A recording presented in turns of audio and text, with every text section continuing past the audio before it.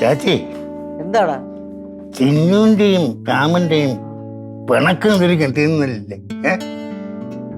ഇങ്ങനെ പോയാൽ ശരിയാവില്ല ചാച്ചി.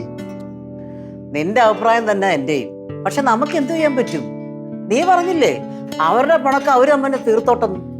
അതന്ന് ഞാൻ പറഞ്ഞെങ്കിലും ഇതിങ്ങനെ കൂടി കൂടി വന്നുകൊണ്ടിരിക്കുകയല്ലേ. ഇനി എന്തെങ്കിലും അവർ കടും പ്രവൃത്തി ചെയ്താൽ തീ. അത് തന്നെ. അല്ല, നമ്മൾ ഇന്നിപ്പോ കണ്ടോണ്ടിരിക്കുന്ന അങ്ങനെ എന്തെല്ലാം കാര്യങ്ങൾ അവിടെ നടക്കുന്നേ നീ തന്നെ കാണാറില്ലേ? ടിവിയിലും പത്രത്തിലും ഒക്കെ ഓരോ ന്യൂസുകൾ. അല്ല, എനിക്ക് എന്റെ മോനെ പറ്റി പേടിക്കാനൊന്നുമില്ല. കാരണം അവ അങ്ങനെ ചെയ്യൂല. എനിക്ക് പേടി അത്രയും ചിന്നൂലാണ്. എടാ, നമുക്ക് ചിന്നുവിനെ വിളിച്ചൊന്ന് ഉപദേശിച്ചാലും. ഉപദേശമൊക്കെ ആക്ക് വേണം ചാച്ചി. അല്ലടാ, അവിടെ നമുക്ക് കാര്യങ്ങൾ പറഞ്ഞ് മനസ്സിലാക്കാവുന്നു. എങ്കിൽ രണ്ടുപേരെയും വിളിച്ച കാര്യം പറ. അല്ല, ഞാൻ ഇന്നലെ ചിന്നുമായിട്ട് സംസാരിച്ചു. അവള് പറഞ്ഞ എന്താന്നറിയോ?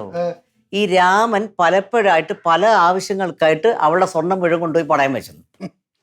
ഈ പണയം വയ്ക്കാൻ പോയപ്പോഴേ ഞാൻ മനസ്സിലായി അവസ്ഥാനം ഇത് കലഹത്തിലേ വരുള്ളൂ. അത് തന്നെയാ ഇപ്പൊ സംഭവിച്ചുകൊണ്ടിരിക്കുന്നേ. പിന്നെ ബാങ്കിൽ നിന്നേ പണയം വെച്ചതിന്റെ നോട്ടീസ് വന്നു. ഒന്നീ പണയം എടുക്കണം, അല്ലെങ്കിൽ ലേലത്തിൽ പോവും. അപ്പൊ തുടങ്ങിയ വഴക്കായത്. അല്ല, ചിന്നുവിന്റെ സങ്കടം എന്താണെന്നറിയോ?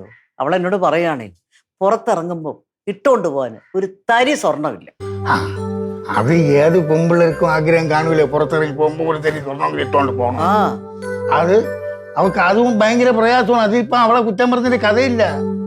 അല്ല, അതിന് ഇങ്ങനെ ഇപ്പൊ വഴക്കുണ്ടാക്കണോ? അവൻ എന്റെ മോനല്ലേ, വഴക്കൂടാതെ എങ്ങനെ ഇരിക്കും? അത്ര നല്ല സ്വഭാവം.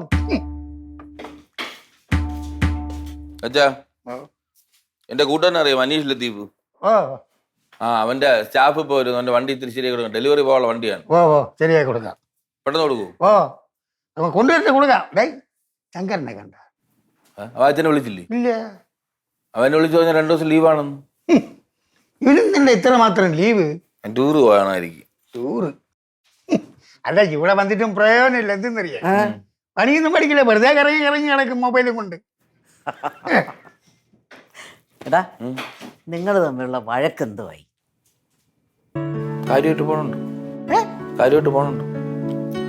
എന്ത് കാര്യമായിട്ട് പോകുന്നുണ്ട്? വഴക്ക് പോണുണ്ട്. തമാശ നിന്റെ ചുമ്മാ. അങ്ങനെ പോണ പച്ചി.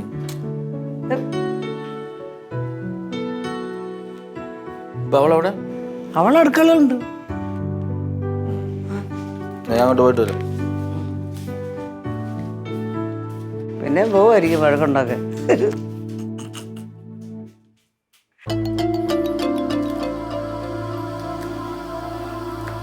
ചിന്നു, ചിന്നു, ചിന്നു.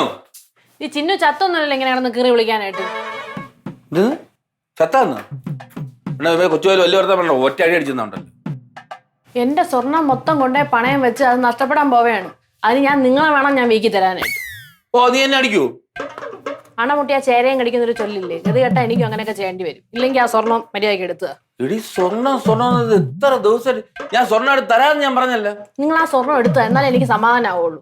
ഞാനൊരു കാര്യം പറയട്ടെ, എന്റെ അമ്മയും രവിയേട്ടനൊക്കെ വളരെ കഷ്ടപ്പെട്ടിട്ടാണ് എനിക്ക് ഓരോ സാധനം വാങ്ങിച്ചു തരുന്നത്. ഈ സ്വർണ്ണമൊക്കെ വാങ്ങിച്ചുകൊണ്ട് തരുമ്പോ എന്റെ അടുത്ത് ഒറ്റ കാര്യം പറഞ്ഞിട്ടുള്ളൂ, ഇത് നഷ്ടപ്പെടുത്തരുത്. അതിനോട് ആര് നഷ്ടപ്പെടുത്തിയതാണ്?